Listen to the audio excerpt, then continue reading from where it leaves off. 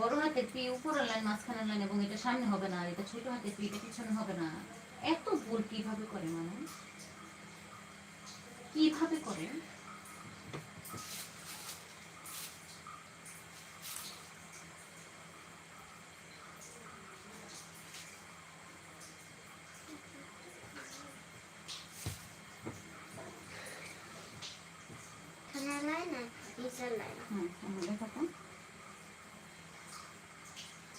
আগে কোনটা লাগবা?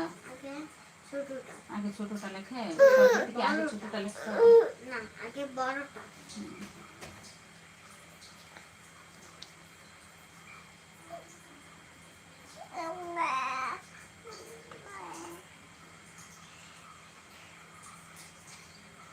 এরপর আবার সামনে নিয়ে লিখতেছ।